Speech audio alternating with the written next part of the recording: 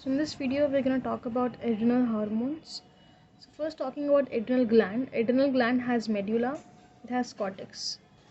Medulla secretes the emergency hormones, you could say, the adrenaline, noradrenaline, the dopamine. The cortex secretes glucocorticoids and mineralocorticoids. It also secretes androgens, but we are not gonna talk about androgens here in this video. We are gonna mainly concentrate about gluco and mineralocorticoids here. So now we'll get some idea about adrenal gland, its layers and its structures and where it is present. So if this is the kidney, on top of the kidney, this is the location of adrenal gland. So this is the adrenal gland, and we cut it like this we have cut it. Then if this is the inner portion, this is what we are gonna see now. Okay, so we have cut, if we cut it like this. Okay, so the outermost layer is the capsule, and then inside we have the adrenal cortex over here, the second layer. Then we'll have the medulla. So this is the medulla, this is the, so this innermost is the medulla. Here we'll have the cortex, and the outermost layer will be a capsule. The outermost layer, which I have drawn with pencil, that will be a capsule, right? If you want a better picture, so this is a better picture. This is adrenal gland, the capsule, the cortex, the medulla, and the inside. And now if you take a cross section at this level, you will see all these layers. The inside, this is medulla here, then next layer is reticularis, fasciculator, glomerulosa, about which I'll talk in a minute. Okay, cortex again has three layers: zona glomerulosa, fasciculator, and reticularis. Glomerulosa secretes the mineralocorticoids, which is the aldosterone. Fasciculator secretes the glucocorticoids, which include cortisol, corticosterone, cortisol, right? Cortisone, the corticosterone, and the cortisol.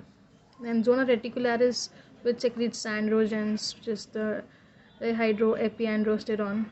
Okay, and the medulla, it produces the stress hormones, as already told, the adrenaline, noradrenaline, and dopamine. Now we'll talk about aldosterone. So aldosterone, it is the major endogenous mineralocorticoid. As already told, it's a mineralocorticoid. Its actions are, the basic action is retention of water in the body, which means retention of water matlab in the body it increases the water concentration, retention of water, so that water doesn't get excreted out. So it means that it increases the Na plus and H2O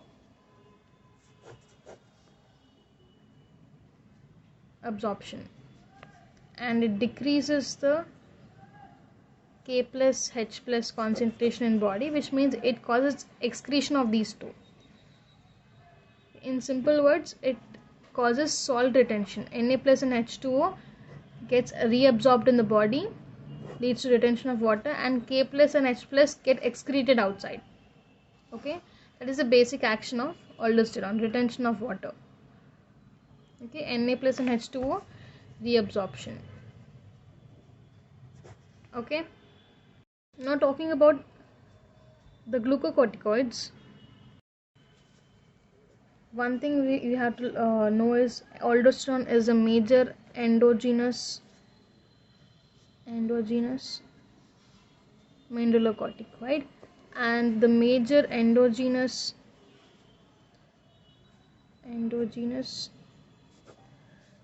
glucocorticoid is hydrocortisone.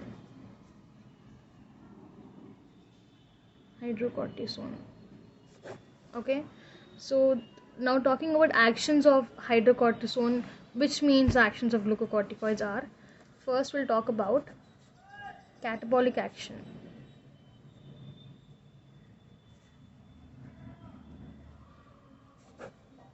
Okay, so its catabolic actions are, first thing, it causes breakdown of glucose.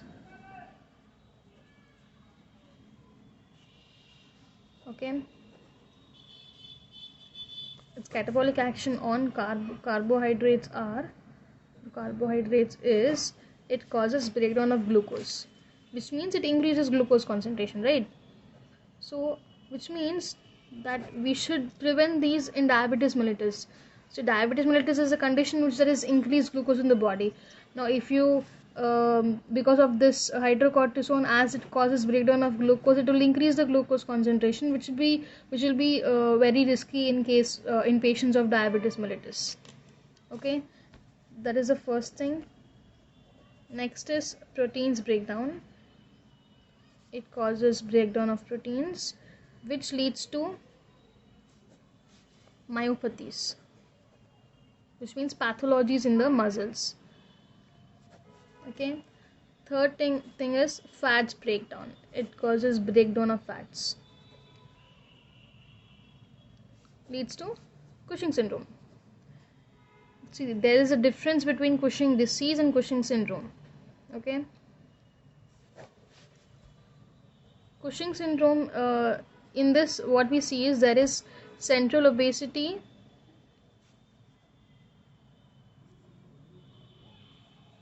with peripheral wasting.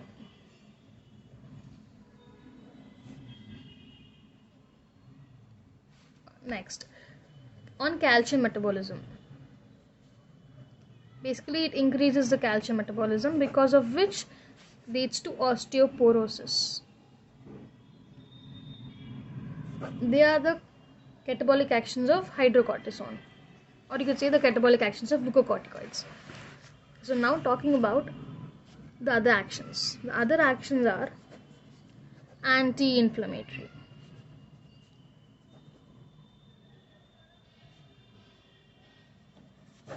Right? Its anti-inflammatory action is mainly by inhibiting the chemotaxis. Okay, and it also delays wound healing. That is something we have to remember. Delays wound healing. Next, the next action is immunosuppressant action.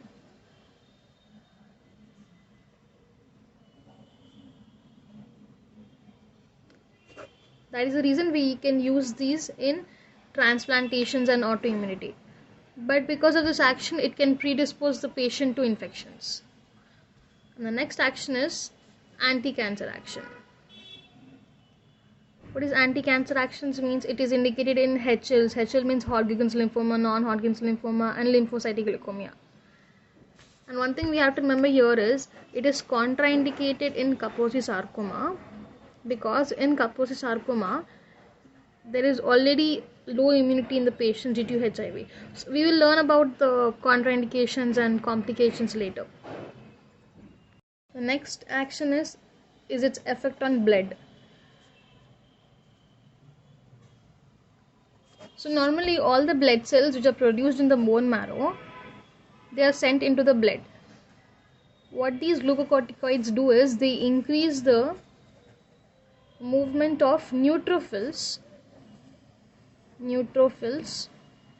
from the bone marrow to blood, but they decrease the movement of lymphocytes.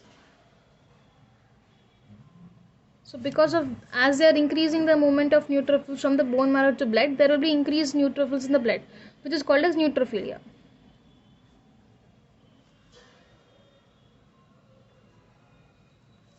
And this decreased lymphocytes is called as lymphopenia.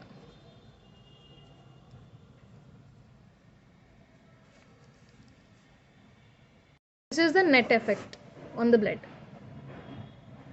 Here is a list of drugs of glucocorticoids and mineralocorticoids.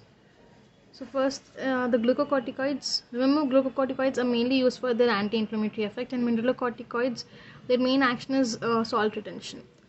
In glucocorticoids are short-acting, they're intermediate-acting, and they're long-acting. Short-acting are cortisone, hydrocortisone. Intermediate are prednisone, prednisolone, and triamcinolone. Long-acting are dexamethasone, betamethasone, and paramethasone. Mineralocorticoids are the aldosterone, flutacortisone, and DOCA. DOCA means deoxycorticosterone acetate, DOCA, deoxycorticosterone acetate. We'll talk about uses. First, if you talk about antenatal uses, which means during pregnancy, dexamethasone or betamethasone is used for fetal lung maturity.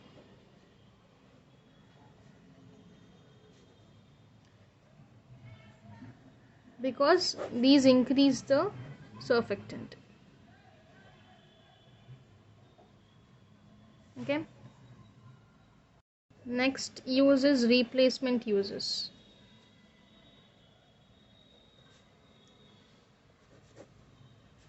So in acute adrenal insufficiency, there is acute and chronic. So acute adrenal insufficiency, we have the chronic adrenal insufficiency. In acute adrenal insufficiency, we give by intravenous, like in Addisonian crisis, and in chronic adrenal insufficiency, we give by oral. Right? The other uses I've already told before. They are used in inflammations. They're used in autoimmune disorders and transplantations. They're used in Hodgkin's lymphoma, the anti-cancer therapies, Hodgkin's, non-Hodgkin's, the lymphocytic leukemia, the multiple myelomas, and also sometimes in asthma. Not sometimes, but yeah. At last, the adverse effects and contraindications of glucocorticoids. There's a mnemonic for that. Glucocorticoids itself is a mnemonic. G is for glaucoma. Open angle glaucoma can occur. It is a long-term side effect of eye drops. L is for limb muscle atrophy. U is for ulcer, peptic ulcer. C is cataract. This is also a long-term usage complication. O is osteoporosis. C is Cushing syndrome. O is osteonecrosis. A vascular necrosis. R is renal failure. We usually avoid drugs, corticosteroids in renal failure. T is TB, ileocecal. It's contraindicated. I is infections. In CHF, which is congestive heart failure. O for edema. These are contraindicated. I is for the impaired healing. This is a complication. D is diabetes mellitus. We contraindicated. S is suppression of hypothalamic pituitary axis. This is the most dangerous complication. Suppression of HPA axis is the most dangerous complication of corticosteroids.